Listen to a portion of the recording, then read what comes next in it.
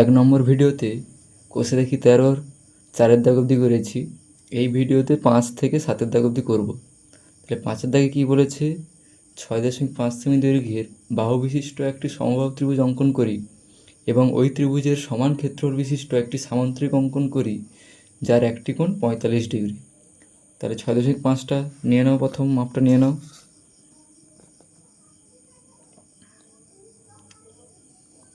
6.5 কোথায় হচ্ছে, এখানে। আর কি দেওয়া আছে, একটি কোণ 45 ডিগ্রি নিয়ে নেব।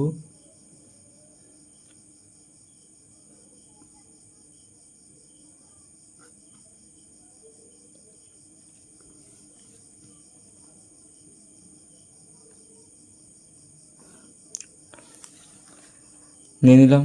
এরপরের কাজ কি, একটা সরলরেখা টানবো, বড় করে একটা সরলরেখা টানবো। নিচে একটা সরলরেখা টানো।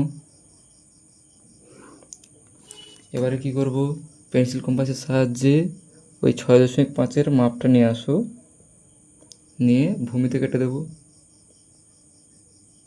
যেহেতু সমবাহু ত্রিভুজ, তাহলে সব বাহু সমান, তাহলে এই মাপ নিয়ে উপরে কাটবো, এই দিক দিয়ে আবার বিন্দুতে বসিয়ে উপরে কাটবো।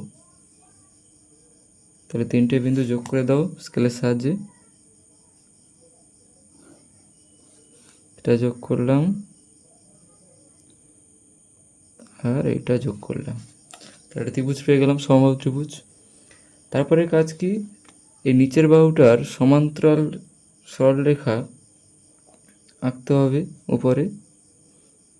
তাহলে এটার মাপ নিয়ে কাটলাম, আবার এইটার মাপ নেব, এটার মাপ নিয়ে এই নিচে বসে এখানে কাটলাম। স্কেল দিয়ে যোগ করে দাও।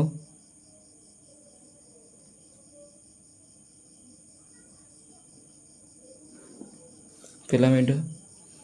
এরপরে কাজ কি, নিচের ভূমিটাকে অর্ধেক করা। তাহলে হাফের একটু বেশি নিয়ে উপরে কাটো, নিচে কাটো, এদিক থেকে বসে আবার উপরে কাটো, নিচে কাটো। তাহলে কী পেয়ে গেলাম, ভূমিটার অর্ধেক পেয়ে গেলাম। কোথায় পাচ্ছি ভূমিটার অর্ধেক, এই বিন্দুতে। এবার বলেছে কি, যে সামান্তরিকটা আঁকবো তার একটি কোণ 45 ডিগ্রি। তাহলে এই হাফের যে বিন্দুরা পেয়েছি এখানে কি করব, 45 ডিগ্রি আঁকবো। কী করে আঁকবো, এখান থেকে মাপটা নিয়ে আসো, এখানে বৃত্তচাপটা কাটো একটা, ওই মাপের বৃত্তচাপ এই বিন্দুতেও কাটো। এবার মেলাও, পেনের মাথা দিয়ে মেলাও, কাটা এখানে বসিয়ে নিচে পেন্সিল কম্পাসের কাটা বসিয়ে এখানে কেটে দাও।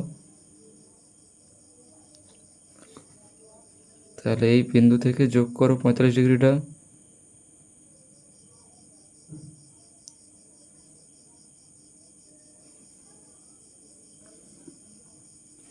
তাহলে 45 ডিগ্রি পেয়ে গেলাম।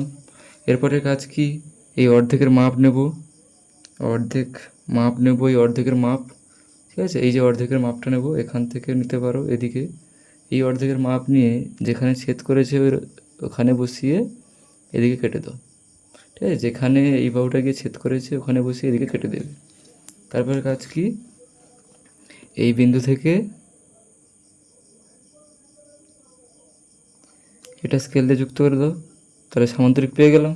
নামকরণ করে দেবো একটা, ABC ত্রিভুজ ABC। সামান্তরিকটা কি, DCEF। এটা 45 ডিগ্রি। বাহুগুলো কী কী এঁকেছি, 6.5 সেমি, এটা 6.5 সেমি, এটা 6.5 সেমি লিখে দিলাম। তাহলে ভাষাটা লিখব কি, ত্রিভুজ ABC এর সমান ক্ষেত্রফল বিশিষ্ট একটি সামান্তরিক অঙ্কন করলাম।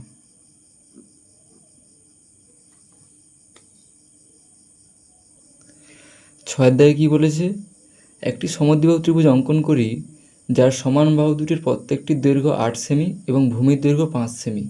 ওই ত্রিভুজের সমান ক্ষেত্রফল বিশিষ্ট একটি সামান্তরিক অঙ্কন করি যার একটি কোণ ত্রিভুজের সমান কোণ দুইটির একটির সমান এবং একটি বাহু সমান বাহু দুটির একটি অর্ধেক। তাহলে 8 সেমি আর 5 সেমি নিয়ে নাও স্কেলের সাহায্যে। প্রথম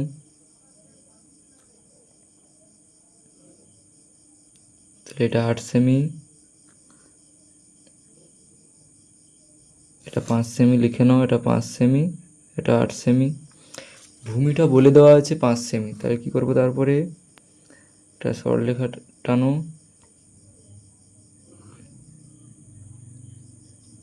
নিচে ভূমি কত বলা আছে 5, তাহলে 5-এর মাপ নিয়ে নাও উপরে, ওই মাপটা নিয়ে এসে নিচে কাটো। এবার কি বলা আছে, সমান বাহু দুটো 8 সেমি, তাহলে 8-এর মাপ নাও,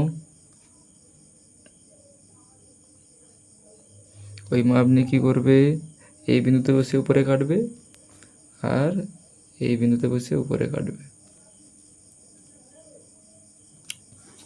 দুটো বিন্দু থেকে যোগ করে দাও,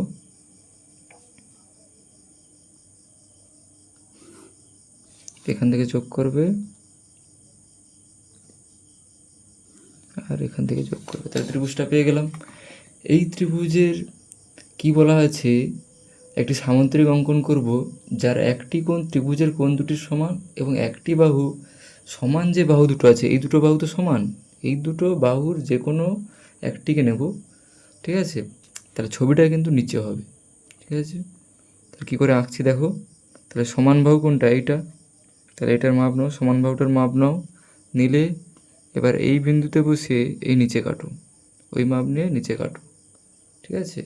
এবার কি করবে, এই মাপটা নাও, আবার এদিকের মাপটা একই মাপ, এই বিন্দুতে বসিয়ে নিচে কাটো, ঠিক আছে। তো স্কেল দিয়ে যুক্ত করো, এই বিন্দু থেকে স্কেল দিয়ে যুক্ত করো,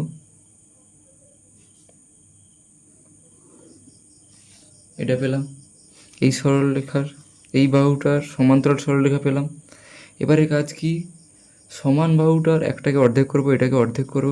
কী করে করব, এই বাহুটাকে অর্ধেক হাফের একটু বেশি নিয়ে এদিক বরাবর কাটো, উপর আবার ওই বিন্দু উপরের বিন্দুটাই বসিয়ে এদিকে কাটো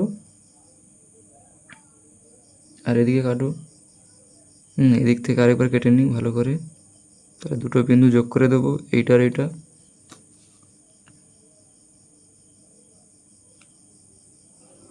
তাহলে এই ব্যাপারটা পাচ্ছি।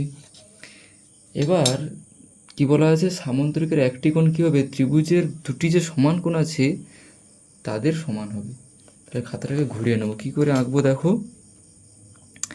এখানে একটা বৃত্তচাপ কাটবো, এই কোণে একটা বৃত্তচাপ কাটবো, ওই মাপের বৃত্তচাপটা এই বিন্দুতে বসাবো, ওই মাঝের বিন্দুতে বসিয়ে এখানেও কাটলাম। এবার কি করব, এই গোড়ায় বসিয়ে বা এই বিন্দুতে বসিয়ে এটা মেলাবো, কোথায় মিলছে দেখো, ভালো করে মেলাও, এদিকে মেলালাম এইটা। তাহলে এখানে কোথায় বসাবো, এই নিচে, ঠিক আছে, এই নিচে বসিয়ে এখানে কেটে দেবো, তাহলে কোথায় ছেদ হচ্ছে, এখানে ছেদ হচ্ছে, তাহলে মেলাও,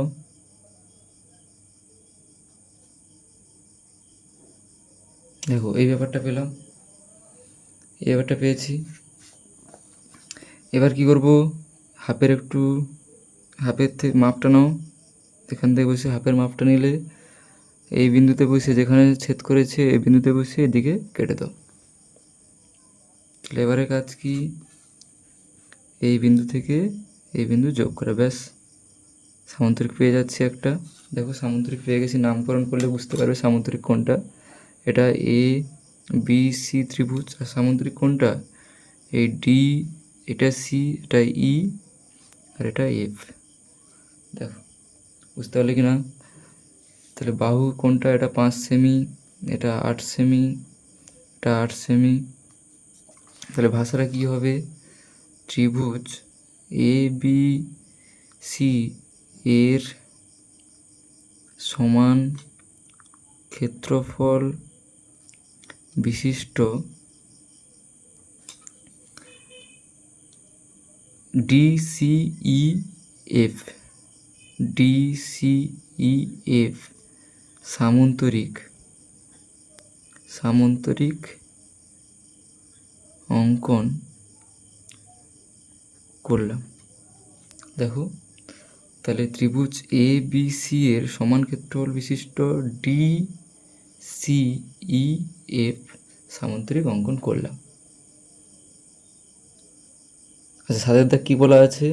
একটি সমদ্বিবাহু ত্রিভুজ অঙ্কন করি যার প্রত্যেকটি সমান বাহুর দৈর্ঘ্য 8 সেমি এবং সমান বাহু দুইটির অন্তর্ভুক্ত কোণ 30 ডিগ্রি। ওই ত্রিভুজটির সমান ক্ষেত্রফল বিশিষ্ট একটি আয়তক্ষেত্র অঙ্কন করি। তাহলে বাহুগুলো নিয়ে নাও, 8 সেমি, আর কি কিছু বাহু দেওয়া আছে? আর তো দেওয়া নেই। আর একটা কোণ কত দেওয়া আছে? 30 ডিগ্রি। কোণটাকে নিয়ে নেব।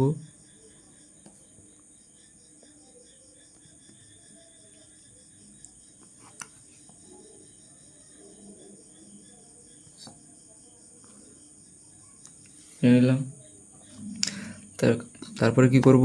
একটা বড় সরল রেখা টানবো নিচে।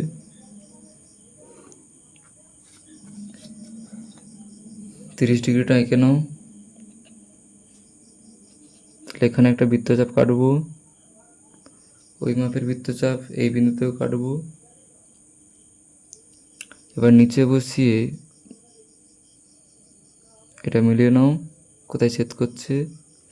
ওই মাপটা নিয়ে এসে এখানেও কাটো। তাহলে 30 ডিগ্রি পেয়ে গেলাম।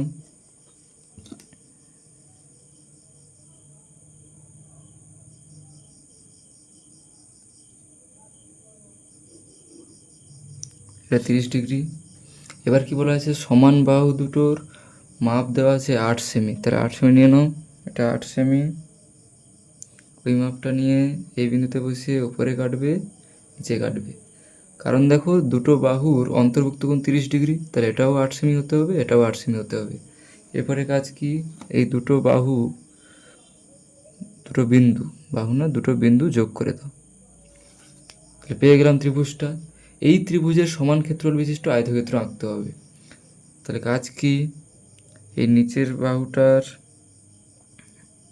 মাপ নিয়ে মাথায় বসিয়ে, এখানে বসিয়ে এই বিন্দুতে বসিয়ে এদিকে কেটে দাও। তারপরে কি কাজ? এই দিকের মাপটা নাও। এই মাপটা নিয়ে এখানে বসিয়ে এদিকে কেটে দাও। তারপর যুক্ত করে দাও স্কেল দিয়ে।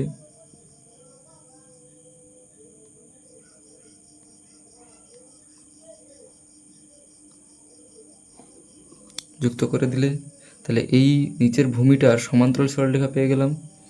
এবার কি নিচের বাহুটাকে অর্ধেক করব। তাহলে হাফের একটু বেশি নিয়ে উপরে কাটো, নিচে কাটো। এই বিন্দু থেকে আবার উপরে কাটো, নিচে কাটো। এই দুটো বিন্দু যোগ করে দাও।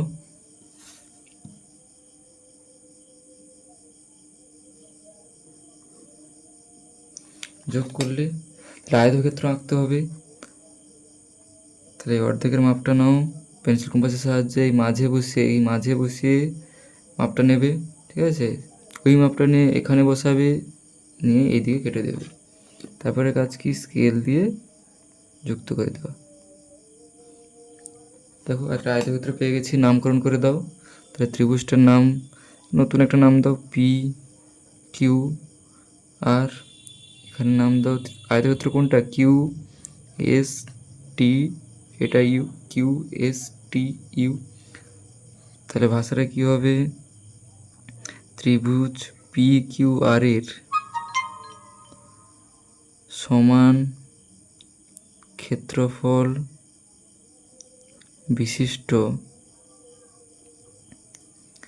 কিউ এস টি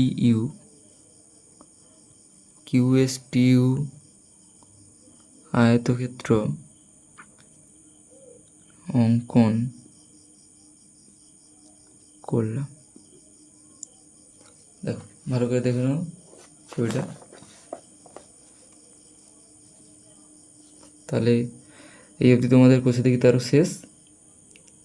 পরের ভিডিওতে তোমরা কোষে দেখি 14 করবে।